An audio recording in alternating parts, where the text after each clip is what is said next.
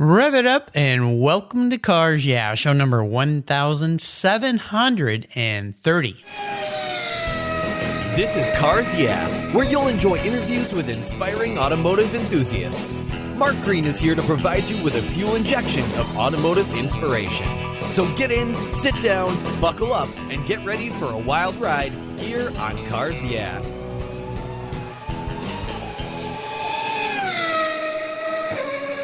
Hello, inspiring automotive enthusiasts, and welcome to Cars Yeah. Today I'm back across the pond again. Seems like I travel quite a bit these days. I'm in Tunbury Wells in the United Kingdom with a very special guest I've wanted to talk to for a long time by the name of Philip Porter. Hey, Philip, welcome to Cars Yeah. Are you buckled up and ready for a fun ride?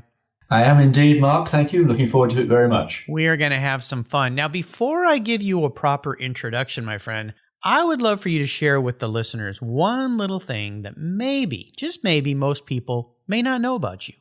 I guess the one that I would come up with is that I am the first person ever to fly an airship in Africa. What? No way. Really? Yep, afraid so. Now, you've got to expand on this a little bit. Now you got my attention. Well, I used to fly hot air balloons professionally, alongside other things, for about 10 years. And on one occasion during one of the championships I was doing, I saw something called a hot air airship, which is a small version of an airship. Mm-hmm. Still quite big, but smaller than a great big gas airship. And they are called hot air airships. They fly by the same principles, lighter than air principles as a hot air balloon, but they are steerable and they have an engine and a cockpit, and they're a bit more high-tech. And I thought that looked terrific fun. I had a wonderful sponsor, and I persuaded them that they would like an airship. I then created a lot of publicity, so they got payback, which was wonderful, a fabulous relationship we had. And then I was retained by the manufacturers as their test pilot and team entry for competitions, world and European championships. That company was run by a gentleman called Per Lindstrand, you may have heard of because he flew both the Atlantic and the Pacific with Richard Branson. Okay, yes. And that's how I came to be involved. And I was asked to go out and train some local pilots in South Africa because they purchased an airship from this company. And so I went out, I did that. I did the first flights myself solo to check out the craft and so on. And they issued, would you believe, what's called a first day cover, we call, with postage stamps on it, good old-fashioned thing, and so on. So there we are. Apparently nobody had ever flown an airship in Africa, let alone South Africa, ever before. Oh my gosh, that is so cool. Wow. Well, I already had you on a pretty high pedestal, Philip. You just stepped up a notch there, my friend. Oh my gosh, that is very cool. Well, that's why I love that question. It brings out some very, very interesting responses. And I have a lot of people that will say, I've known Philip forever. I never knew that about him. So, I love it. That is very neat. A world traveler and an adventurer and a publisher. Let me give you a proper introduction and we'll dive into your life here today. Philip Porter founded Porter Press International in 2005. It's a renowned publishing company for top quality motoring books and is firmly established as the leading automotive publisher with an unrivaled team of iconic authors and professionals in the industry. Philip has written over 35 motoring books over a similar number of years. He has won a number of Book of the Year awards and Book of the Decade for his title Jaguar E-Type, The Definitive Story, one of my favorite vehicles. His first publications were about his hero, Sir Sterling Moss, one of mine as well, with whom he became very close friends. Philip has a small collection of classic cars that he has owned since the 70s, and in 1998, he and his wife Julie formed the International Jaguar XK Club and later the Jaguar XKE Club. And they live in a Tudor farmhouse that dates back to 1501. Wow. We'll be back in just a minute to talk with Philip, but first a word from our sponsors and our partners. Give them a little listen, give them a little love. They make this show possible, and we'll be right back as soon as we get out of this airship. The best way to protect your vehicles is with a quality-made, custom-fit car cover made by Covercraft. It's the best way to preserve your vehicle along with the meanings, memories, and experiences that they give us. I've been protecting my vehicles with Covercraft since 1975. That's right. You'll find a multitude of options depending upon your individual needs. Indoor covers including form fit, fleece satin, and their unique view shield. Need a cover that will protect your ride outside? Their quality options include Weather Shield, Weather Shield HD, Weather Shield HP, Sunbrella, Reflect, Carhartt, Evolution, and NOAA. Covers for cars, trucks, motorcycles, RVs, and watercraft are all available. Whether you're looking for rain protection, UV shielding from the sun's damaging rays, breathability, dust protection, snow protection, ding protection, and protection from those paint-destroying bird droppings. Live in a windy area? Covercraft Gust Guards are a must-have option. Worried about theft? They also offer cable locks and built-in grommets that keep your cover safely on your vehicle. Their website makes ordering fast and easy, and their talented customer service department will walk you through any of the questions you might have. They can customize a cover for almost any vehicle. And I've got a deal for you. Use the code YEAH120 at covercraft.com, and you'll get 10% off your Covercraft order. That's right, 10% off. Just use the code YEAH, Y-E-A-H 120 at checkout. Covercraft, protecting the things that move you. American Collectors Insurance. That's who now protects my Porsche Turbo. Yeah, the one I call my Orange Crush. When it came time to renew my policy, my carrier jacked my rates up, even though I'd been with them for years. I'd never made a claim. No tickets, nothing. What's with that? Adios. So I started shopping around and kept hearing about American Collectors Insurance from fellow automotive enthusiasts, friends, and folks in the car industry. I did some investigating and learned that American Collectors Insurance have been protecting collector vehicles since 1976. I'm not a price shopper when it comes to insurance. I want to be able to sleep at night. I also want agreed value protection for my special ride. With an agreed valued policy from American Collectors Insurance, I'll be paid what my vehicle's full agreed value is, a number I set with the insurer at the start of the policy, so I know there will be no surprises about what my car's value is, should something terrible happen. I shopped around and decided to protect my car with American Collectors Insurance. Give them a call for a quote today at 866-ACI-YEAH. That's 866-224-9324, and protect the ones you love. Make sure you tell them Mark sent you. You'll be glad you did. American Collectors Insurance. Classic car insurance designed by collectors for collectors.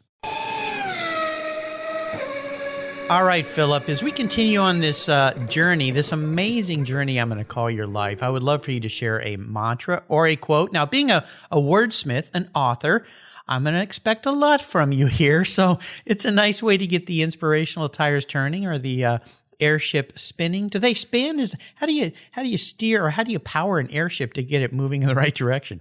Well, you have an engine for a start, which of course helps, and a propeller. Yep. And then steering it's a curious craft. They're a mixture of high tech and low tech. So you have instruments and electric controls and things for the burners, etc. But for steering, you have a rope hanging down either side of the cockpit, and you literally pull on whichever rope, and that steers the rudder right at the back. Yes, and so on. And the basis of competition flying is to steer and fly the craft as accurately as you can, yes. And so on, and all sorts of variations on that. Wow, fantastic! I love it. I just see you're like those daring young men in their flying machines and back in the movie in the days and pulling the ropes and steering. Sounds fantastic. Well, how about a success quote and a mantra you could share with us today? Well, I suppose for a long time, really, my mantra it's nothing original, is life is for living. On the other hand, I also, as you will have gathered, like to be very different in life, almost for the sake of it, as I like to do things that are unusual. And so I suppose strive to be different could be another one. But one I came up with the other day, quite recently, and coincidentally, was anything but average. This is a wonderful segue. You did a nice job there, my friend, into what you're doing there. And I'll tell you, I love books. I have quite a library, and many of Porter Press International books sit in my automotive library. They're just wonderful, delightful things. And in this day and age with social media and with computers and these laptops and mobile devices, there's something about turning the pages of paper or sitting down in a chair and enjoying a book that is so much more delightful. Now, I enjoy audiobooks too, but there's nothing like looking at the pages, the imagery, and so forth. So let's talk more about this living life fully, as you say, and daring to be different. And talk to us about why you started Porter Press, what it means for you, and some of the wonderful things that you're working on. Well, I started Porter Press because I'd been writing for quite a few years. Started off very much as a hobby, really, and then became another profession. And I suppose because I'd also been running businesses, small businesses, then my ambition was to become a publisher myself. And this eventually came about when, well, you mentioned Sterling. I discovered that Sterling has had fantastic scrapbooks, as we call them, books of collections of cuttings and photographs and memorabilia. Mm-hmm. And I said to him, I think these would make fantastic books. And he said to me, and I quote quite literally, he said, I think you're crazy, but okay. We did 4 together. After I'd done the first one, Betty Hill, Graham Hill's widow, Damon Hill's mother, contacted me and said, I've got scrapbooks. Would you like to do something similar? And I then did that, and I interviewed a gentleman called Murray Walker. Now, I'm not sure how well known Murray is known in the States, but he's certainly a big name in motor racing, or was. He's still very much with us, I'm delighted to say, now in his mid-90s. Yes. But he was an absolute legend in many countries as a commentator, and a Formula One commentator, and all sorts of other sports. And anyway, I did one with Murray, and that was the best thing that ever happened to us because he was fantastically supportive. He was an incredibly popular character, and we had lots of signing sessions, as we did with Sterling at Goodwood and such places. And that helped to build the company up over the years, but we were really very tiny, just doing a few books a year. And then I came up with the idea for a series called Great Cars, where we feature one particular car belonging to a particular collector. And we built that series up and then went to other series, and it's sort of gone from there. And more people now are approaching us with clients, asking for books, and authors with ideas. And touch wood, all going very nicely, I'm pleased to say. It's very, very satisfying. We have a fantastic team, and if any credit is due, then it's all credit to the team. I'm very fortunate to work with a bunch of absolutely top professionals, and I'm incredibly proud of that. Well, absolutely. And I've been very, very fortunate to get to talk to some of your authors, just to name a few: Doug Nye, James Page, Derek Bell, and there are many others that have been on Cars Yeah here. And the team that you have, and then the people you get to work with, must be some of the most rewarding things for you in what you're doing. You became friends with the great late Sir Sterling Moss. I mean, what a wonderful person to get to spend time with, a hero of yours and a lot of ours in the way. But that must be one of the most rewarding parts of your job, is getting to align yourselves with these amazing people, not only riders, but drivers, racers, engineers, people that have worked in the motorsports industry. That's what I love so much. I get to sit here and talk with people like you and go, how did I get to this point? I get to talk with Philip Porter today from the UK. How fortunate am I? So working with some of these people must be one of the most rewarding parts for you. You're absolutely right. It's fantastic. Can't quite believe it. As a child, of course, like so many people, Sterling was my hero.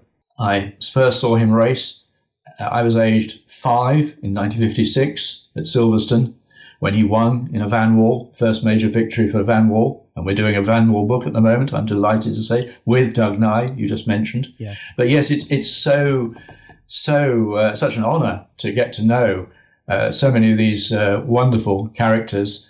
I grew up loving motor racing, and all these names, reading about them and so on. They were just magical names.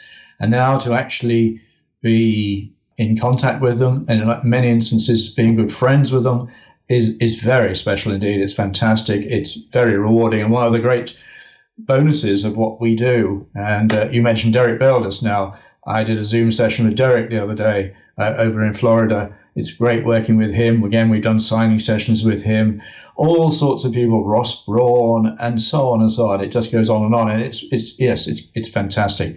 So fortunate, really fortunate. You must pinch yourself every day, as I do, with the wonderful people that you get to be around. And of course, your team in-house there, Louise Gibbs, who's been so kind with me and communicating with me, and wonderful. You've got a great team member there, but you probably already know that. Let's talk a little bit about the new year here. Thank goodness 2020 is behind us. We're still met with some challenges, of course, this year. And with hope and fingers crossed and vaccines and things, we can pull out of this. But looking ahead at what you have planned this year, are there some books and projects you can share with us that can get us a little excited about what's to come? Absolutely. I'd love to. Just quickly mentioning, you referred to our team in the office as well as those who are based remotely, like our authors and editors. I'd certainly like to pay tribute to our office team, three of whom, our three managers, have worked with us for 15 years plus now. Wow. Each of them, which is fantastic. It's a wonderful relationship. We have a lot of fun in the office. We're one big family. And our younger apprentices, etc., all fit in superbly. It's a very, very happy ship indeed. We've actually been very fortunate in 2020. We had a very successful year. Now, of course, it's been horrendous for so many people and so many businesses, and I feel so sorry for them. But we've been extremely fortunate. Maybe it's logical that people have had more time, of course, because they haven't necessarily been working.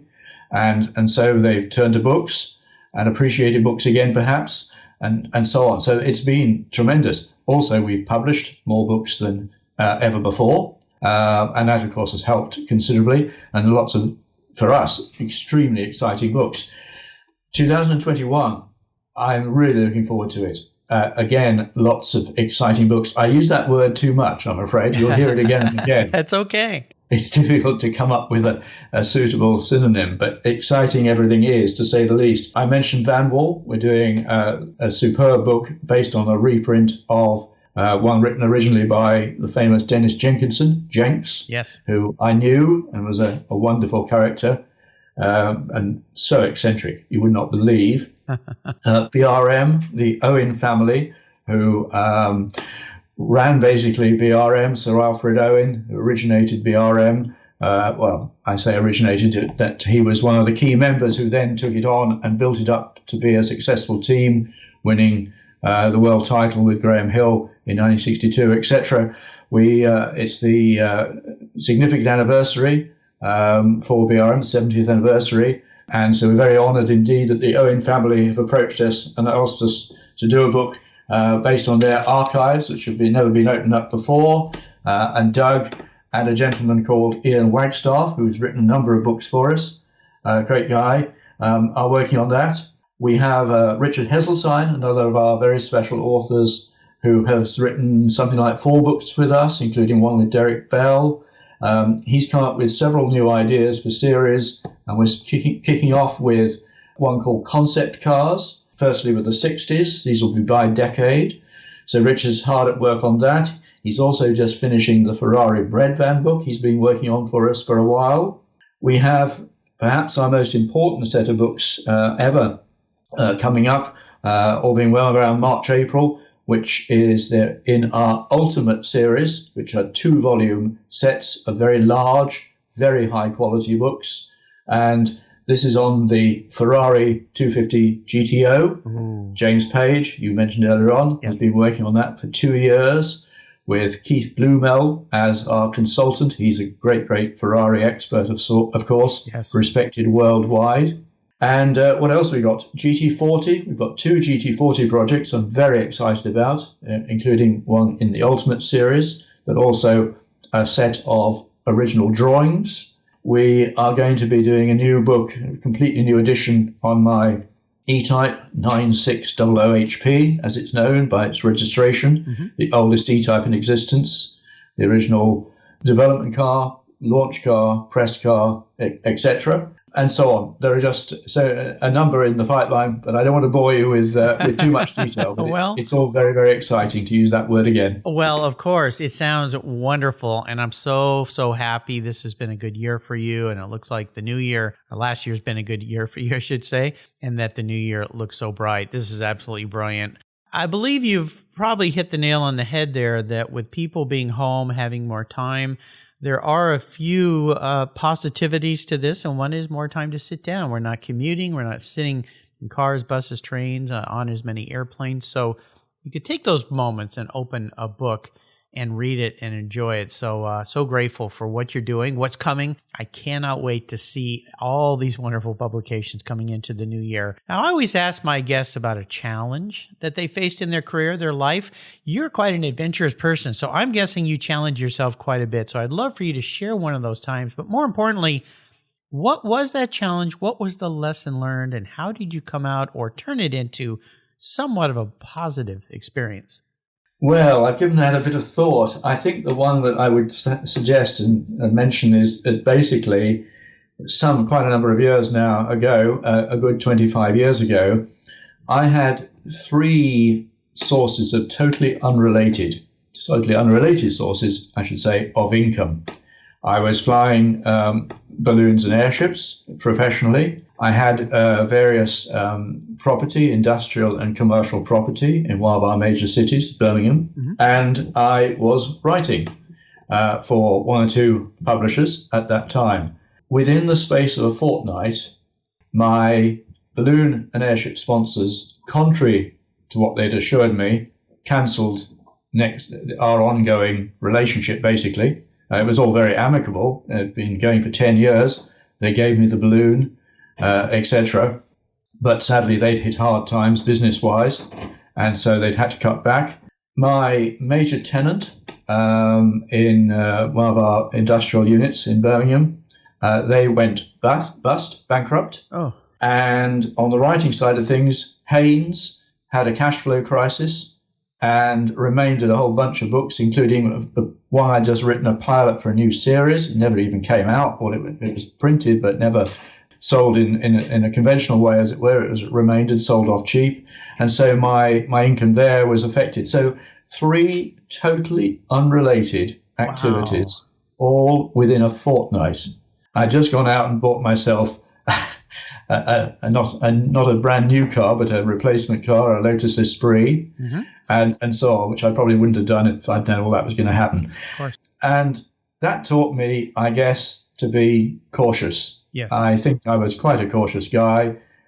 I gamble as books are. Books are a gamble often, but you obviously got to be able to afford to gamble, as they always say. You should only gamble with what you can afford to lose, right. And obviously in a controlled and prudent way as much as is possible.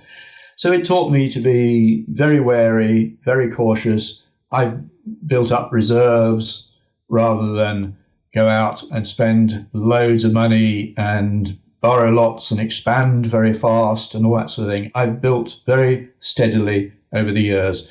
I suppose the phrase I use regularly when I show people around here, my little collection and the buildings and this, that and the other, it's all long-term plans. Yes. And we get there eventually. And I am now relatively ancient.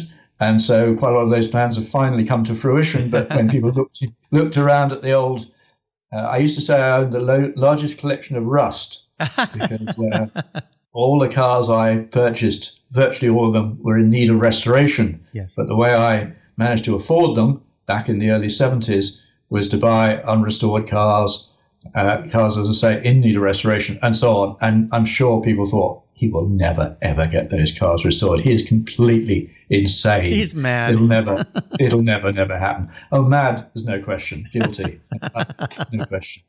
You know, this is a wonderful story, especially for, let's say, younger people, because Philip and I have been around the world a few times, let's say that, in years. And There's a couple of golden nuggets here that I hear you saying. One, think long term. Two, save up. Those stories our mothers told us, save for a rainy day. There was a reason for that, because there are rainy days, and boy, did we have a torrential downpour last year in 2020, and it could continue on. So to be smart, be prudent. And the other thing is, don't put all your eggs in one basket, which you did, and all the baskets fell and the eggs broke. So sometimes those things happen. So to be prepared, to use the Boy Scout always be prepared, is oh so important. So great life lessons there, and no doubt they've carried you forward. And to acquire those beautiful vehicles way back when and think long term and hang on to them, well, that's worked out pretty cool too. And the Jaguar XKE is the car that started it all for me. That Matchbox by Leslie my father bought me back in the early 60s. Still have it today, sitting on my desk. Yeah, love that vehicle. Well, let's take a short break. Thanks for sharing those stories. We come back, we're going to dive into your personal passion for cars. So keep the seatbelts on. We're with Philip Porter today. Here at Cars Yeah, it's all about inspiration. And our charity of choice is TechForce Foundation, where it's all about making a positive difference in young people's lives. TechForce helps young adults discover their talents and passions for all things automotive, with a mission of helping students develop a career as a professional technician. TechForce awards nearly $2 million in scholarships every year for students to pursue technical education, and they support hands-on activities, events, and mentorships across the country, working to change the outdated perceptions of these careers. Auto techs are in high demand, but the supply of qualified technicians is critically short. They need your help to fuel their mission. Learn more and join me in supporting them at techforce.org. Kevin Buckler is a winning racer and team owner of the Racers Group. He has over 100 professional wins, multiple wins at the 24-hour of Daytona, and a win at Le Mans. Kevin realized the racing world is about the people and founded Adobe Road Winery. He and his team have created a winning combination with the Racing Series, 4 ultra-premium red wine blends that are in a class of their own with a racing twist. Just like in racing, these wines comprise of art, precision, engineering, science, superb taste, all blended together with a whole lot of fun. There are 4 carefully crafted blends with race-inspired names: Redline, Apex, Shift, and the 24. When you purchase all 4, you get the entire lineup in a beautifully designed gift box. There's a printed description of the blends inside the box lid, and every bottle is parked in a protective, die-cut placeholder. The bottles feature 3-dimensional labels, and I promise you'll want to keep them after enjoying these delicious wines.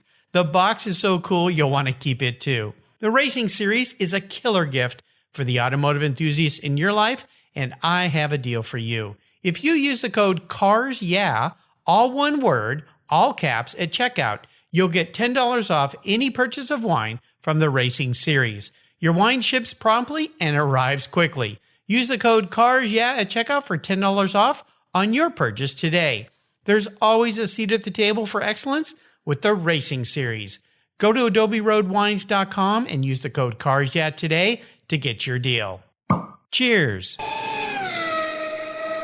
All right, Philip, we are back, and I would love for you to share a story that instigated this personal passion that you have for cars, that pivotal moment in your life when you knew, oh my, I'm a car guy. I can't answer that. It just was in your DNA, right? Well, no, yes, exactly. There wasn't a pivotal moment. I sort of brought up, it was in my blood right from the start. My father had one or two interesting cars. He spoilt me terribly with buying me model cars, dinkies as we call them, little die-cast 1/43rd scale models. So I had all the new ones that came out. I watched motor racing on television. At the age of, I think, 3 or 4, I could name every car that was going in the opposite direction as we drove along. I could not do that today. And it was just really absolutely in my blood. I got involved in what we call slot racing. I became second in the national championship, junior championships. Well, because the winner cheated, would you believe? Well, it must have been NASCAR racing. I started competing full size while still at school, competing in what we call sprints and hill climbs, timed ones, etc. And then started buying my ancient rusty relics, my various XKs, in my early 20s. Wow. Very cool. Yeah, it was just sort of really a natural right from the very start. So it wasn't one particular moment. It's lovely. I share a lot of those same stories with you, although I didn't compete in the scale electrics, I think it was, that I had or something back in the day. But like I mentioned, the Matchbox cars were what started it all for me. I had some Dinkies and Corgis as well. So absolutely. And Schucos too. Some that my aunt, we used to go to her house for Thanksgiving. She had a whole box of those, the real deal too, not the remakes. And I'm very fortunate to have one of those that she left to me when she passed. Now, let's talk about your first very special vehicle, car, bike, truck, whatever it might be. I have a feeling it might be this Jaguar XKE you've been talking about. Well, I guess so. If we go back a little bit further, you're probably spot on with what you said, but if we go back a little bit further, my first car was an Austin Healey Sprite. Oh. I then had an MG Midget, which was modified by a gentleman called Ralph Broad, who had a very successful business called Broadspeed. They entered and were leading preparers of saloon cars, as they were called at that time, touring cars, as they're more called in the UK and Europe today. So he did a brilliant job modifying that to half race, so I could start competing as well as enjoying it on the road. Built myself a Mod Sport Sprite. That was a full race, completely out-and-out racing version of the Austin Healey Sprite. Not the Frog Eye, but the later version. And then I had a TR6, and for a very short time, I had a Lotus Cortina. I was asked by one of the magazines, Classic and Sports Car, for a quote about it a few years ago, and I said I walked more than I drove it. That was notoriously unreliable, that twin-cam engine, and so on. And then, my sort of various XKs and things, but I was lucky enough in 1977 to acquire, in fact, 4 E-Types from a gentleman who he put together this little collection.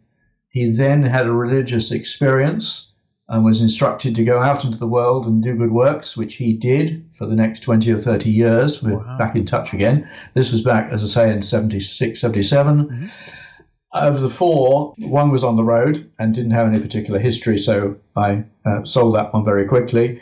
The other 3 were very historic. One, which I subsequently parted with many years later, but I had for 20 or 30 years, was chassis number 1, fixed head, right-hand drive E-Type, actually a much later car than the 9600HP, which I mentioned earlier on, which is the prototype, and so on. That is the earliest E-Type now in existence, or XKE, as you say. And then a Roadster, which I knew when I bought it was the 12th one made, but then subsequently discovered that it was raced in 1961, the E-Type's first year. In fact, it was the most active racer. And then some years later, in 1969, it appeared in a film called The Italian Job. Oh, no kidding. Wow. Yeah, with Michael Caine, Noel Coward, etc. Yes. So that was a bonus, because I had no idea until I was talking to the original owner of the car, who ran, together with his family, a Jaguar dealership, the oldest family-run Jaguar dealership, I think, in the world. And I'm still very good friends with them, and bought my F-Type from them. And so that was very exciting to learn, very exciting indeed. But I guess 964 HP, because of its history, which again I wasn't fully aware of when I bought the car, I knew because one sees the photographs of it at Geneva at the E-Type launch, that it had been involved in that. It was the press car there. And I subsequently learned that it was very exciting, dramatic unveiling, because the head of PR, who is a distinguished racer, had to drive it because it was delayed and not ready, and only finally finished at the very last minute. He drove absolutely flat out, like a race, from Coventry in England across the Channel to Geneva in Switzerland to be ready for the launch, arriving with 20 minutes to spare. Oh my gosh. Famously. Yeah. And famously, Sir William Lyons, the founder of Jaguar, who always referred to people by their surname, very old-fashioned, very English, very British, Yes. would say, and this chap's name was Bob Berry, and he said to him, "My God, Berry, what on earth kept you?" So it played a pivotal role in the launch of the E-Type, and then became the press car, and so on and so on. Had a succession of well-known, high-profile owners, and I was lucky enough to acquire it, and then be commissioned to write a book about the car. This would be in about 2000, and discovered it was rather nice to be paid rather well for once. To write about your own car and research your own car, and discovered a great deal more about it, its history and all its owners. And fun enough, I am surrounded as I sit here at this table in our meeting room in our old thatched barn with all the material, because I'm about to do a new version of the book. Oh, so there we are. I cannot wait. What a wonderful story. What a wonderful find. Oh, brilliant. And what a fortunate guy you are, yes, to have 9600P. It's a gray car, right? Kind of a silvery gray car? It is. Yeah. To be precise, it's opalescent gunmetal gray. Nice. Very, very nice. Well, Philip, I'm going to crawl into your head a little bit here. If you woke up tomorrow and you were a vehicle, you were manifest. Now, this isn't what you want to be. This is all your personal attributes, the adventurous life you've lived, wrapped up into a vehicle. What would Philip Porter be? And more importantly, why? Well, it's a very interesting question, which I've been giving a lot of thought to. Oh, good. I'm not sure I've come up with a brilliant answer, to say the least. But I weighed it all up, and I suppose the sort of attributes I would be looking for in a car that might relate to me, and I've got to be careful not to be too immodest here, is I suppose I am very British. Yes. And proud of it. I suppose everything I do in a fast way. I'm always, all my life, I've been rushing around, and I've always wanted and driven sports cars, etc.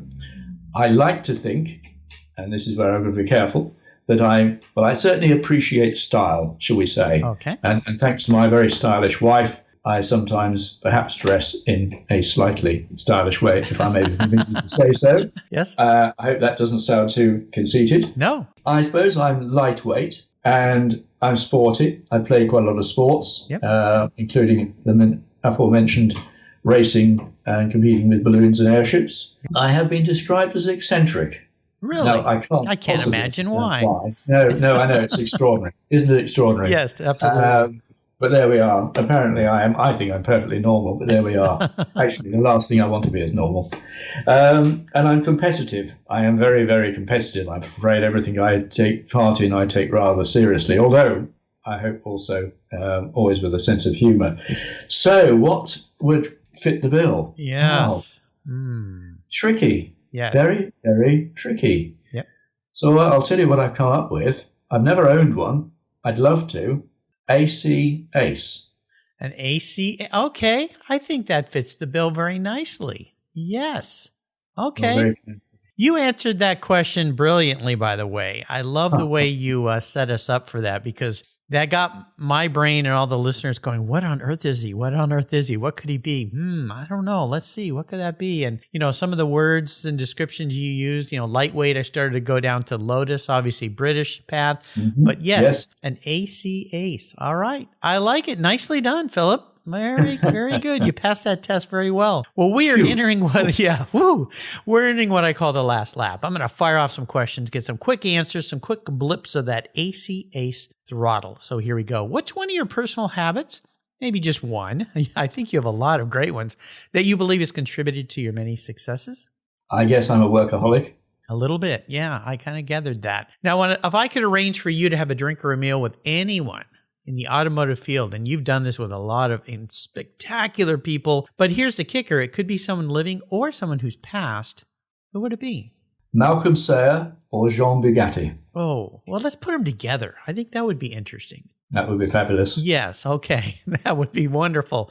Now, when it comes to automotive advice that someone else has offered you, what would that be? I can't think of one bit of advice I've been given, but I have a story if you have time. I always have time for your stories, Philip. Well, there was a wonderful character in the Jaguar and motor racing world called John Coombs, for the famous garage, Coombs of Guildford. Yes. They entered, so many world champions drove for John over the years, Graham Hill, Jack Brabham, Jackie Stewart, and so on. And I knew him very well.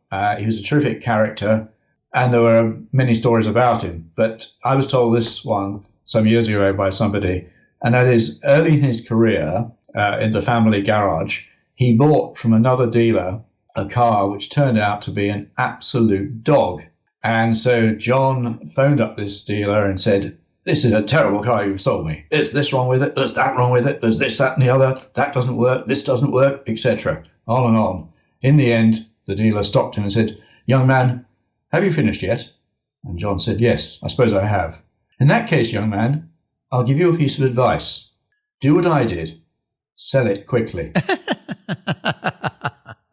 Oh my gosh, I love that. That is brilliant. Fantastic. Oh, delightful story. Thank you for sharing that. Now, I ask all my guests for a great resource. These days, we have so many places to go for resources. I'm going to list one on your show notes page here, and it's going to be Porter Press International, because the books that you produce are spectacular resources. They're so well thought through, research delivered, the design, the packaging, everything, every part of it. So that's one I'm going to add. But is there another go-to that you seem to find yourself at quite often these days? Well, I don't really have much time. Because I spend so much time working still, I regret terribly that I don't have the time to read as much as I should or would like to, because I enjoy what I do so much that it's not really work. It's not, we work hard, of course, we all work very hard, but it isn't work in the sense that it's drudgery. It's enjoyable. It's almost like a hobby. And so it may sound awfully boring and dreary, but I don't, apart from keeping up with the newspapers and what's happening in the world and this, that, and the other, and a little bit of theatre and some music and this, that, and the other, I spend a great deal of my time working away at our business, publishing. And, it's such a pleasure working with our team, as I have mentioned, and such an honour. And I can't believe it. You were very kind indeed with your compliments just now, but I stress that it's the team who deserve all that credit. They are the best designers, the best editors, the best authors. And it's all the way down to the guy who packs the parcels to send the books out around the world, because if they don't arrive in pristine condition, then we'll have upset, unhappy people, understandably. Yeah. So even he plays a key role. So it's very satisfying. And when you say such things as you just very kindly did, wow, that is incredible. It makes it all seem worthwhile. Absolutely. You've discovered the secret sauce to life, Philip, as have most of my guests here on Cars Yeah, and that's how to wrap our passions into what we do every day. So you said it very well, as you do everything. So I love that. Now, my next question is pretty much impossible, because I asked my guests to share a book or two. You've got so many. There's so many great books that you've produced. So I would encourage my listeners, go to Porter Press International. I'll put links to that, and you can find these books. And books make wonderful self-gifts and wonderful gifts for other people. I give away gifts every Christmas to my best friends, and they thank me for it profusely. So you can check that out. I will allow you, if you want to answer it, is there a book that you've read, maybe something from some other publisher or somewhere else you might want to mention that you enjoyed, or you're just too busy producing books? Well, I do have a favorite book. Oh, good. And it would be immodest to me to mention one of ours from way back now, a book I found just tremendous fun, inspirational and tremendous fun. And it was the autobiography of Duncan Hamilton, the racing driver, called Touch Wood. Yep. And I actually kept 2 copies so that I had one to keep for myself and one to lend to friends, because it's absolutely hilarious, all his crazy stories. Some of them probably quite true. Yeah. And I got to know dear old Duncan, Ham as he was known, and one day I had a phone call to say, not very good news, I'm afraid. haven't got long to go. I'd like you to come down and stay with us and write my obituary. Oh my gosh, no kidding. Yeah. Wow. That was a very poignant. We drank a lot of very good wine, a great deal of gin. Good for you. And had a splendid time. He was a terrific character, wonderful, larger-than-life character.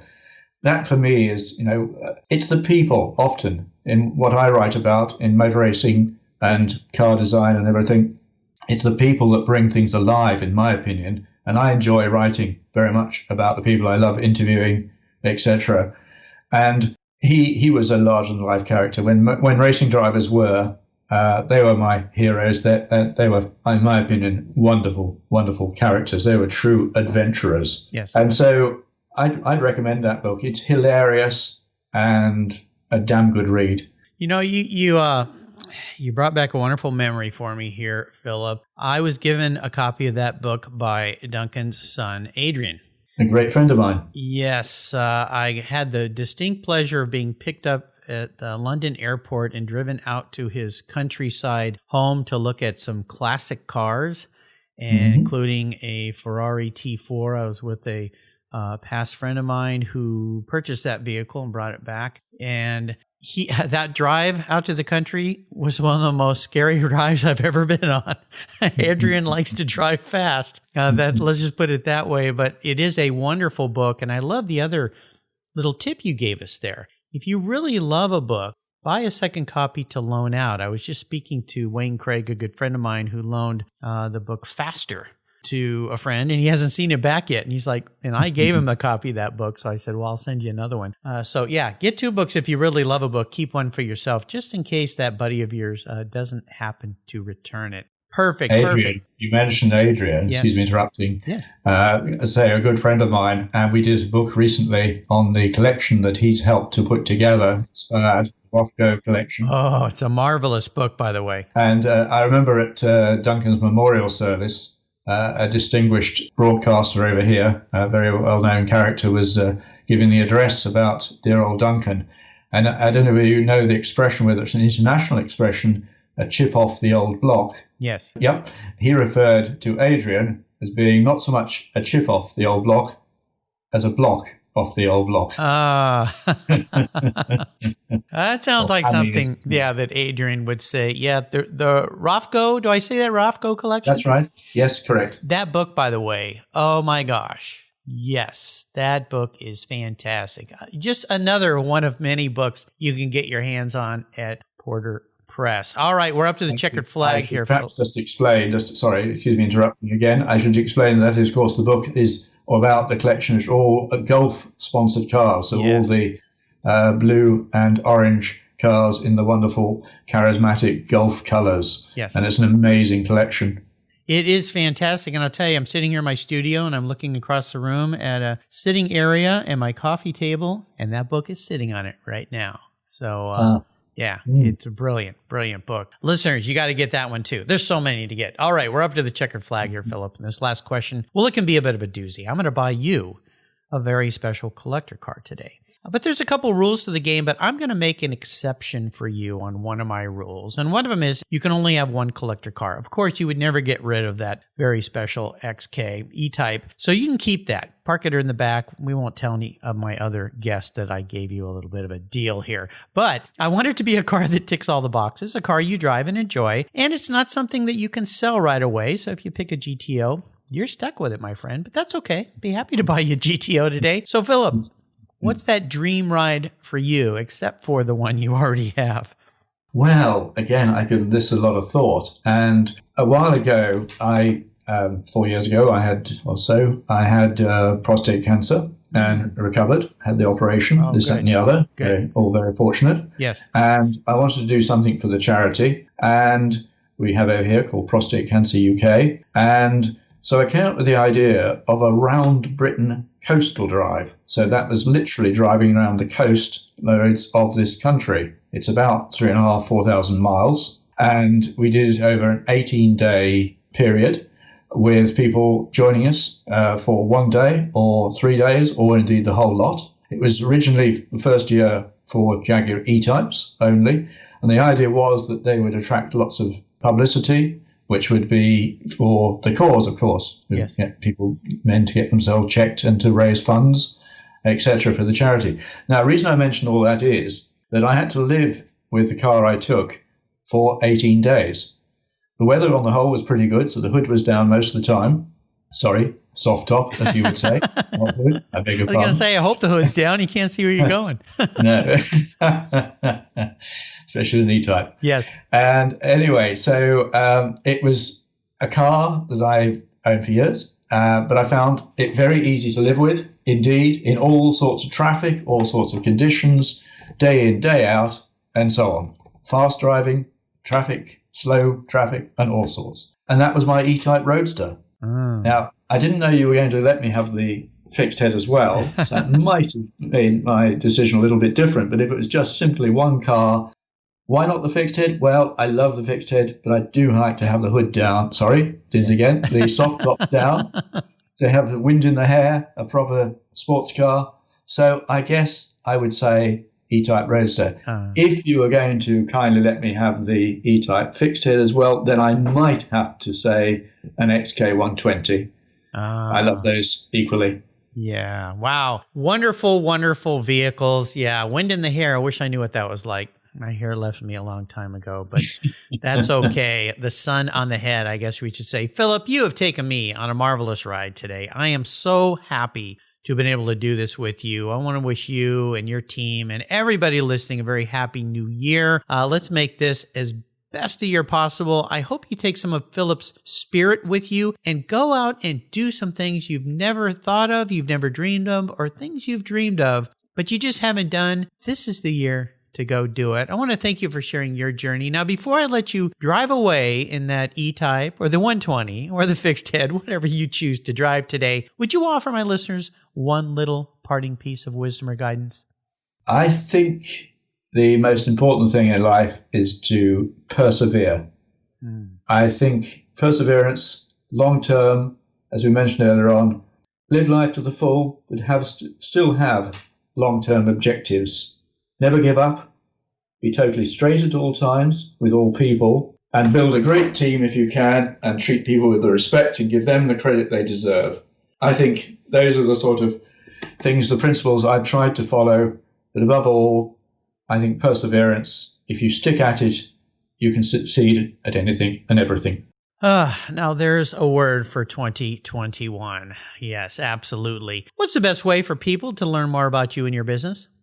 I guess to go onto our website, yes, which is porterpress.co.uk. Absolutely. I'll put links to that, and I would encourage you to pour yourself a tall drink. You're going to be there a while, and go wishful shopping. Enjoy some time, order some books, fill your library, fill your life with knowledge and fun, and get out and enjoy the world. Philip, hey, thank you for being so generous today with your time and your expertise and for sharing your life with me. This has been so wonderful. Until you and I talk again, my friend, I'll see you down the road. Mark, it's been terrific fun. Thank you very much indeed for inviting me. Really enjoyed it. Cheers. GS Events was founded by Cindy Sisson and Teresa Gilpatrick. Together they create strategic alliances, curated events, and business development connecting automotive brands to discerning audiences. Their flagship offering, Women Shifting Gears, amplifies women's voices and participation in the automotive culture. Through strategically developed events, they create innovative concepts and collaborations that create remarkable professional and personal experiences you won't find anywhere else. GS Events' immersive, inclusive opportunities create networking, skill building, and unforgettable experiences. Whether you enjoy rallies, concours, auctions, restoration, the business side of collected cars, or you always have yearned to expand your skills to drive vehicles to its fullest potential, GS Events has automotive events and experiences designed just for you. And by the way, both Cindy and Teresa are past guests here on Cars Yeah, so give them a listen. You can find gsevents.live on their website today. Did you know that Cars Yeah is in the top 1% of all podcasts based on listenership, according to Libsyn, the premier RSS feed for podcasts in the United States. That's right. And Cars Yeah is the only 5-day-a-week automotive-focused podcast for you to get your message into the ears of thousands of listeners daily from all over the world. Plus, DuPont Registry recommended Cars Yeah is one of their top 10 car podcasts for you to enjoy. Cars Yeah has experienced tremendous growth. Plus, your ads are evergreen, meaning they never go away.